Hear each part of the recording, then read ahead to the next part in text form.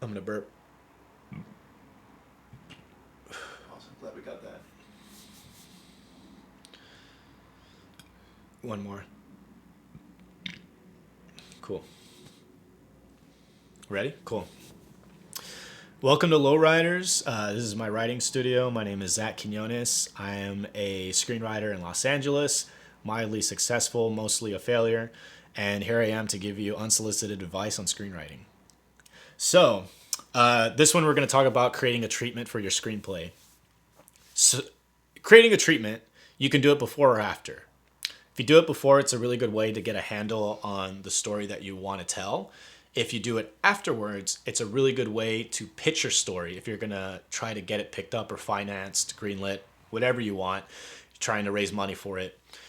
What this does is it breaks everything down in a much more, I don't want to say practical, but understandable way for people. It's one thing to read a script, but if you actually see a treatment, it's just a much better promotional tool for people to understand what you're trying to do with the film that can get them more involved in the film, whether it's financially, creatively, or just any other type of support. So this is easy because, and I'm going to put the link in the description, but there is a company that specializes in treatments and helping you build a treatment. They're called Good Treatments, and I'm going to put their Instagram and their website. Is that one of the biker gangs? Ooh. So I'm going to put their Instagram and website in the description. Check them out. They make everything 90% easier, but I am going to kind of supplement that with some information about what you kind of need to expect and what to really check mark off on a treatment. So when you have a treatment, obviously it's a lot more visual based. You definitely are going to obviously talk a lot about your film, but you want to make it visually appealing, and the packaging of it kind of needs to match the tone and the feel of the movie. So an example would be if you're going to do like a horror film, you probably want to do something that's more visually on the dark side, more darker colors, blacks, grays, reds, and all of that. If you're doing something that's like poppy and quirky, you're going to use lighter tone colors, maybe some whites, some light blues, some pinks, or whatever. There is a visual element. And again, on one of my other videos, which was color tracking, we talked about utilizing non-screenwriting software to help you be a better screenwriter. This is another example of it. You would probably use Photoshop or InDesign. You can also do this on Microsoft Word. But let's kind of put that off a little bit to the side and focus on what you need in a treatment. So, and this works both ways if you're doing it before or after. So, you obviously need a log line. And a log line is, kind of like it's like your pitch, but you're still keeping it in the storytelling vibe. It's not so much like an actual pitch. There's a very direct definition of a log line, but I like to use my own where it's just like you're kind of walking the line between marketing and storytelling. And it's not quite a synopsis. It's not quite just like a basic pitch sentence. It's kind of in between. So you wanna do a log line of your film. Then after that, you actually want to have a synopsis, a beginning to end. You're gonna need a synopsis anyways, I believe, before you write a script, whether it's in your head or written down of where you're gonna go with it. If you already written a script, this makes it 10 times easier because you already wrote the script. So you just kind of simplify that synopsis. The next thing is going to be your characters. You want to list the main characters and maybe one what I call special character. It may be a minor character. It may be somebody that only appears once, but there might be a significant thing to it. Not every script's going to have that, but if you do have one, it's good to include that. And the reason why is because with a treatment, when you're describing the characters, what you're also doing is giving an idea of what the casting's going to be like. Because again, a treatment is kind of used to like pitch to people to get them on board most of the time financially into your film. So a lot of people use pitch decks as well, but treatments are kind of becoming a little bit more popular. So you have characters, and that kind of leans towards casting, which is why if you have like this special minor character, if you're trying to get financing, you can use that as sort of a way to maybe cast like a bigger name actor and get money for it because it's a small role and they'll only be in it for a little bit. And it's just sort of like a tactical reason to have that. But essentially, you're just doing the characters. That's for the casting. And then the next thing you're doing is setting. If you're doing sci-fi fantasy, obviously you're not using technically real places, so the setting is going to be more creative.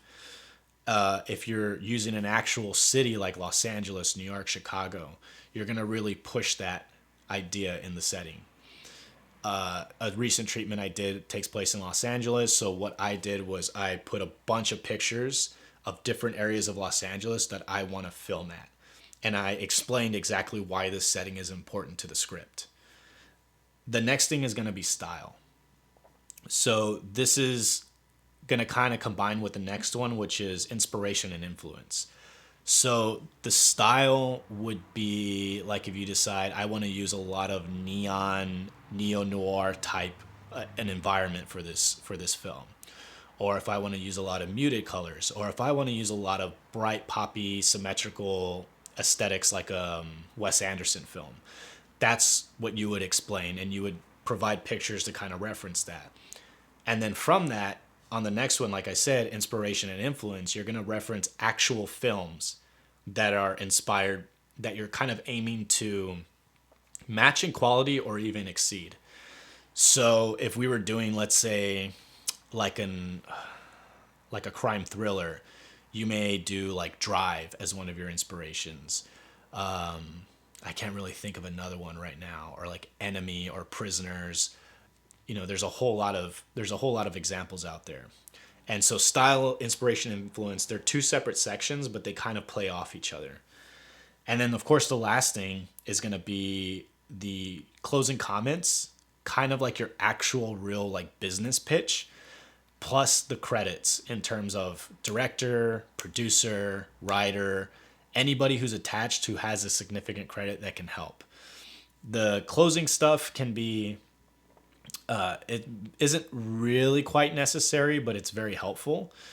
You can just go straight to credits, or you can do like filmmaker's note or director's note and kind of just add more context to the overall treatment so that when people get to the end, if they have any questions, hopefully those questions can be answered in that director's note or filmmaker's note. If you're wondering, well, what can I put in a filmmaker's note? An example would be, this is just off the top of the head.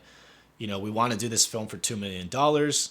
We don't want to exceed $2 million because we feel that this is the right amount of money for this type of movie, and we want to keep things in a very confined and efficient production manner. And we do believe $2 million is more than enough to give us the quality that we want without overspending on something that we don't need to overspend on, and giving us the best chance to make a financial return and get a profit. So that's like a good director's note to put.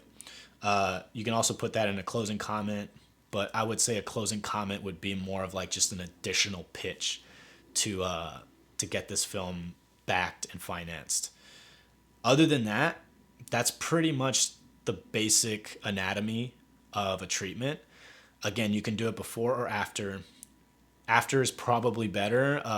Before, it's helpful as well.